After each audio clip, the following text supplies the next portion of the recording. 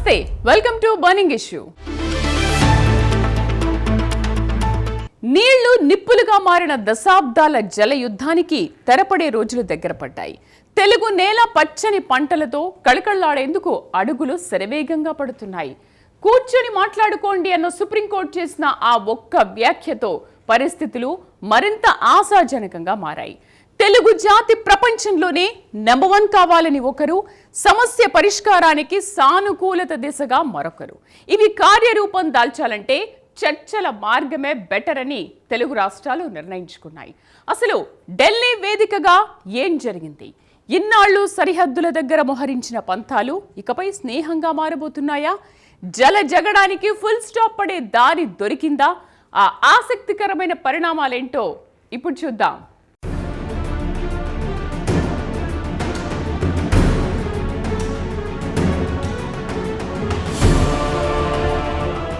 రెండు రాష్ట్రాలు ఒకే ఆత్మ. భౌగోళిక సరిహద్దులు గీతలు గీసినా ప్రవహించేది నదీ జలాలు మాత్రం తెలుగు నేల మొత్తాన్ని తడిపే జీవధారలే. దశాబ్దాలుగా సాగుతున్న నీటి పంపకాల మీమాంసకిప్పుడు దేశ సర్వోన్నత న్యాయస్థానం వేదికగా ఒక ఆశాజనకమైన పరిష్కారం లభిస్తుందన్న సంకేతాలు బలంగా కనిపిస్తున్నాయి. ఇన్నాళ్లు కొనసాగిన న్యాయ పోరాటాల స్థానంలో కూర్చుని మాట్లాడుకుందాం అనే సామరస్య మంత్రం ఇప్పుడు తెరపైకి రావడం శుభ పరిణామం. సుప్రీంకోర్టు ప్రధాన న్యాయమూర్తి జస్టిస్ సూర్యకాంత్ నేతృత్వంలోని ధర్మాసనం చేసిన వ్యాఖ్యలు రెండు ప్రభుత్వాలకు ఒక స్నేహపూర్వక ఆహ్వానంగా విశ్లేషకులు భావిస్తున్నారు. సమస్యను జటిలం చేసుకోవడం కంటే పరస్పర చర్చలతో పరిష్కరించుకోవడమే ఉత్తమమని న్యాయస్థానం సూచించడం తెలుగు రాష్ట్రాల బంధాన్ని మరింత బలోపేతం చేసే దిశగా వేస్తోన్న తొలి అడుగుగా చూడాలి.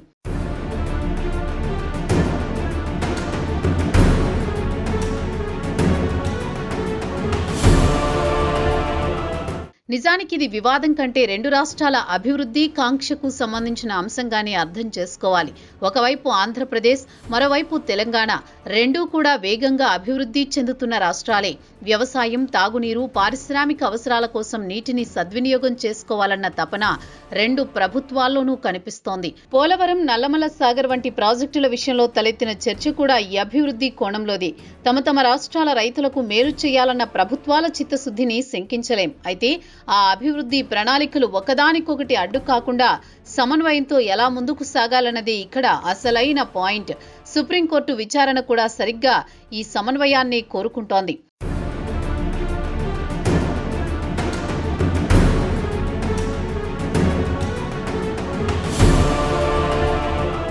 ధర్మాసనం వ్యక్తం చేసిన అభిప్రాయాల్లో గొప్ప పరిణితి కనిపిస్తోంది. ప్రాజెక్టులు కట్టడం ఎంత ముఖ్యమో అవి నిబంధనలకు అనుగుణంగా పొరుగు రాష్ట్ర అభ్యంతరాలను పరిగణలోకి తీసుకుని సాగడం అంతే ముఖ్యమని సీజేఐ గుర్తు చేశారు. ఇది ఆంక్షలు విధించడం కాదు, భవిష్యత్తులో న్యాయపరమైన చిక్కులు రాకుండా ప్రజాధనాన్ని కాపాడే ముందుచూపుగా భావించాలి. ప్రతి సమస్యకు కోర్టు తీర్పే శరణ్యం కాదు, కొన్నింటికి మనసు విప్పి మాట్లాడుకుంటే పరిష్కారం అవుతాయి అన్న సందేశం రెండు తెలుగు రాష్ట్రాల పాలకుల ఆలోచన విధానంలో మార్పుకు నాంది పలుకుతోంది. న్యాయస్థానం చూపిన ఈ మధ్యవర్తిత్వ మార్గం భవిష్యత్తులో జరగబోయే అతిపెద్ద సానుకూల పరిణామమని న్యాయ నిపుణులు విశ్లేషిస్తున్నారు.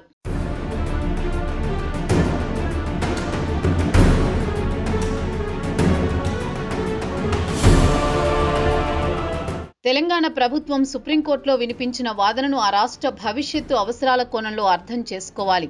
విభజన తర్వాత ఎగువ రాష్ట్రంగా ఉన్న తెలంగాణ, గోదావరి జిల్లాల్లో తమకు దక్కాల్సిన 968 టీఎంసీల వాటా విషయంలో స్పష్టత అవసరం.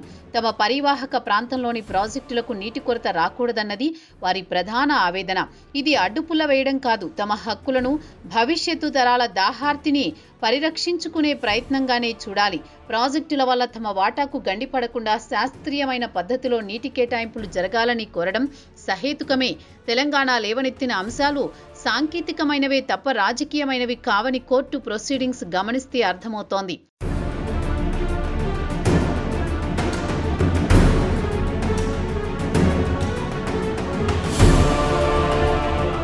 మరోవైపు ఆంధ్రప్రదేశ్ వాదనలోనూ మానవీయ కోణం దాగి ఉంది. కరువు పీడిత రాయలసీమ ప్రాంతాలకు నీరు అందించడం, సముద్రంలో వృధాగా కలుస్తున్న జలాలను ఒడిసి పట్టడం తమ బాధ్యతగా ఏపీ ప్రభుత్వం చెబుతోంది. మా ఇల్లు మేము కట్టుకున్నాం అనే వాదన వెనుక రాష్ట్ర ప్రయోజనాల పట్ల ఉన్న నిబద్ధత కనిపిస్తోంది. ఇప్పటికే ఉన్న నీటి వనరులను గరిష్టంగా వినియోగించుకుని ప్రతి ఎకరాకు నీరు ఇవ్వాలన్న లక్ష్యం ఇందులో స్పష్టంగా ఉంది. తమ ప్రాజెక్టుల వల్ల తెలంగాణకు నష్టం జరగదని భరోసా ఇవ్వడానికి ఏపీ ప్రయత్నిస్తోంది. కేవలం సర్వేలు, డిపిఆర్ల దశలోని అభ్యంతరాలు ఎందుకన్న ఏపీ ప్రశ్నల్లో పనుల వేగవంతం చేయాలన్న ఆతృత కనిపిస్తోందే తప్ప నిబంధనల ఉల్లంఘన కాదని విశ్లేషించాలి.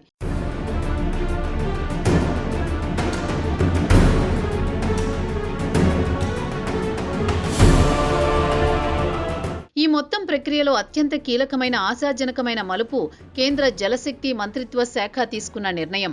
రాజకీయాలకు అతీతంగా కేవలం సాంకేతిక నిపుణులతో 13 మంది సభ్యుల అత్యున్నత స్థాయి కమిటీని ఏర్పాటు చేయడం ఒక చారిత్రక నిర్ణయం.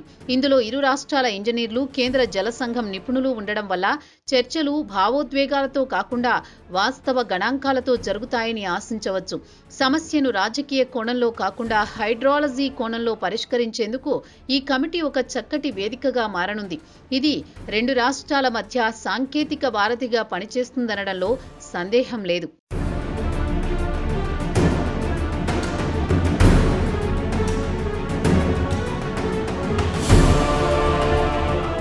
వాస్తవానికి జల వివాదాల పరిష్కారం ఒక్క రోజులో సాధ్యం కాకపోవచ్చు. కానీ ఒక స్పష్టమైన రోడ్ మ్యాప్ మాత్రం సిద్ధమవుతున్నట్టు కనిపిస్తోంది. కమిటీ ముందున్న సమయం తక్కువే అయినా వారు చేయబోయే సిఫార్సులు భవిష్యత్తు జల వివాదానికి దిక్సూచిగా మారే అవకాశం ఉంది. క్షేత్రస్థాయిలో నీటి లభ్యతను అంచనా వేయడం, రెండు రాష్ట్రాల అవసరాలను బేరీజు వేసుకోవడం, ఒక ఆమోదయోగ్యమైన ఫార్ములాను రూపొందించే పనిలో నిపుణులు నిమగ్నమయ్యారు. తక్షణ సమస్యలను పరిష్కరిస్తూనే దీర్ఘకాలిక ప్రయోజనాల కోసం ట్రిబ్యునల్ను సహకరించేలా ఈ కమిటీ పనితీరు ఉంటుందని సమాచారం. ఇది ఖచ్చితంగా ఒక ముందడుగు.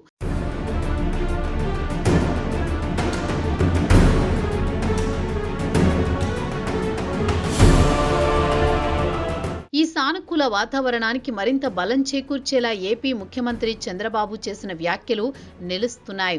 తెలుగు జాతి ప్రపంచంలోనే నెంబర్ 1 కావాలి, అందుకు రెండు రాష్ట్రాలు సహకరించుకోవాలి అని ఆయన పిలుపునివ్వడం ఒక స్టేట్మెంట్ తరహా ఆలోచనను ప్రతిబింబిస్తోంది.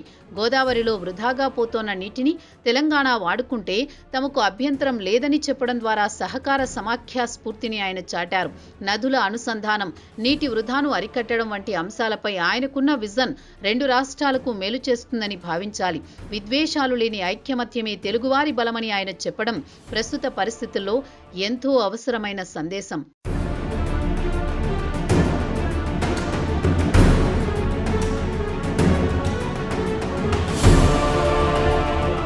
అదే సమయంలో తెలంగాణ ముఖ్యమంత్రి రేవంత్ రెడ్డి కూడా సమస్య పరిష్కారానికి సానుకూలంగా స్పందిస్తున్నారు.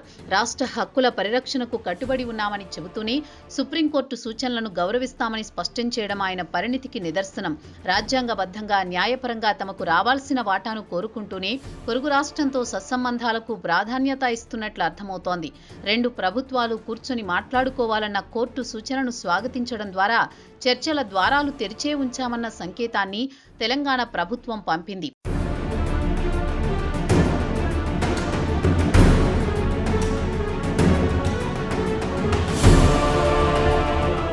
దురదృష్టవశాత్తు జల వివాదాలు ఇప్పుడు రాజకీయ రణరంగంగా మారిపోయాయి. తెలంగాణలో బీఆర్ఎస్, కాంగ్రెస్ మధ్య నడుస్తోన్న పరస్పర ఆరోపణలు అసలు సమస్యను పక్కదారి పట్టిస్తున్నాయి. ప్రాజెక్టులకు కృష్ణా బోర్డుకు అప్పగించడంపై జరుగుతున్న చర్చ అంతా ఇంతా కాదు. తాము ప్రాజెక్టులపై ఆధిపత్యాన్ని ఏనాడూ వదులుకోలేదని బీఆర్ఎస్ వాదిస్తోంటే గత పాలకుల పాపాలే నేటి సంక్షోభానికి కారణమని కాంగ్రెస్ ఎదురుదాడి చేస్తోంది. అయితే ఇక్కడే మనం మరో విషయాన్ని కూడా గమనించాలి. అధికార, ప్రతిపక్షాల మధ్య జరుగుతున్న వాదోపవాదాలు రాష్ట్ర హక్కుల పట్ల వారికున్న శ్రద్ధను, అప్రమత్తతను తెలియజేస్తున్నాయి. చివరికి రైతుల ప్రయోజనాలను కాపాడే దిశగానే సాగుతోంది. తప్పులు సరిదిద్దుకుంటూ, గత అనుభవాల నుంచి పాఠాలు నేర్చుకుంటూ ముందుకు సాగాలన్నది ఇప్పుడు ప్రభుత్వం ముందున్న కీలకమైన అంశం.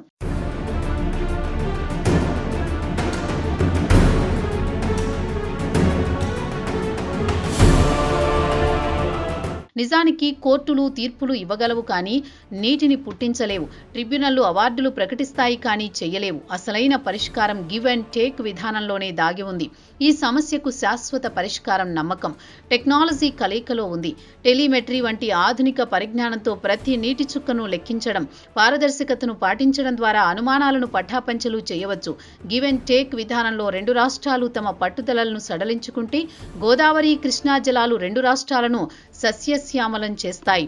సుప్రీంకోర్టు కోరుకుంటున్నది, నిపుణుల కమిటీ సూచిస్తున్నది కూడా ఇదే. నీటిని పంచుకోవడం ద్వారానే నిజమైన ఆనందం ఉందని, బేసిన్లోని నీటిని శాస్త్రీయంగా వినియోగించుకుంటే ఇరువురికి లాభమని స్పష్టమవుతోంది.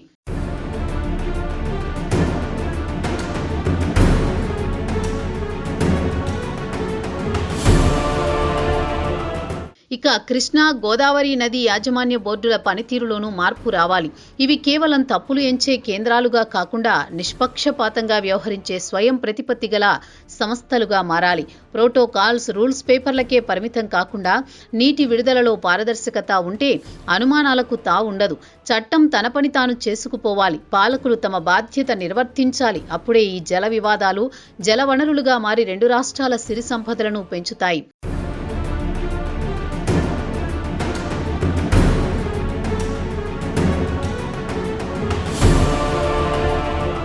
మరో కీలకమైన అంశం గోదావరి, కృష్ణా నదుల అనుసంధానం. ఇది కేవలం ఒక ఆలోచన కాదు, రెండు రాష్ట్రాల కరువును పారద్రోలే బ్రహ్మాస్త్రం.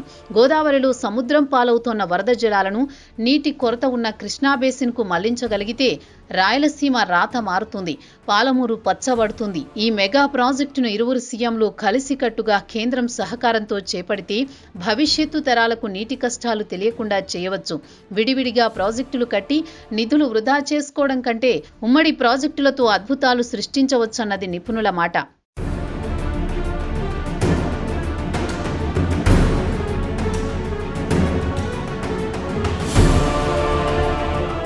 రాజకీయాలు ఏవైనా, నాయకులు ఎవరైనా చివరికి గెలుపు అనేది రైతు ముఖంలో కనిపించే చిరునవ్వులలోనే ఉంటుంది. కృష్ణా డెల్టా రైతుకైనా, తెలంగాణ మెట్ట ప్రాంతం రైతుకైనా కావాల్సింది సాగునీరే తప్ప సరిహద్దు తగాదాలు కాదు. పొలాల గట్ల మీద పంతాలు ఉండకూడదన్నదే అన్నదాతల ఆకాంక్ష. తమ పంటలకు నీరు అందేలా పాలకుల నిర్ణయాలు తీసుకుంటే చాలు. ఇద్దరు సీఎంలకు పాలాభిషేకాలు చేయడానికి రైతులు సిద్ధంగా ఉన్నారు. క్షేత్రస్థాయిలో రైతుల మధ్య లేని విద్వేషాలను రాజకీయాల కోసం సృష్టించకూడదన్నదే ఇక్కడ గ్రహించాల్సిన పరమ సత్యం.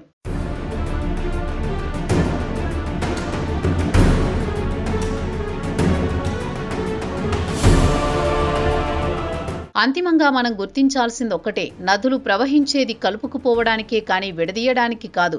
తెలుగు రాష్ట్రాల మధ్య ఇప్పుడు వీస్తున్నది ఘర్షణల గాలులు కాదు, సామరస్య పవనాలు. సుప్రీంకోర్టు జోక్యం, నిపుణుల కమిటీ ఏర్పాటు, రెండు రాష్ట్రాల ముఖ్యమంత్రుల సానుకూల ధోరణి, ఇవన్నీ ఒక మంచి రేపటికి సంకేతాలు. నీటి కోసం తన్నుకుంటే వచ్చేది కన్నీళ్లే, కానీ పంచుకుంటే వచ్చేది పచ్చని పంట పొలాలు.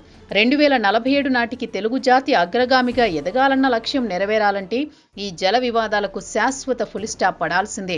అన్నదమ్ముల మధ్య చిన్నపాటి స్పర్ధలు సహజం, కానీ వాటిని కూర్చుని పరిష్కరించుకోవడమే మన సంస్కృతి. ఆ దిశగా అడుగులు పడ్డాయి. ఇక గమ్యం ఎంతో దూరంలో లేదు. రెండు రాష్ట్రాలు వర్ధిల్లాలి, తెలుగు నేల సస్యశ్యామలం కావాలి.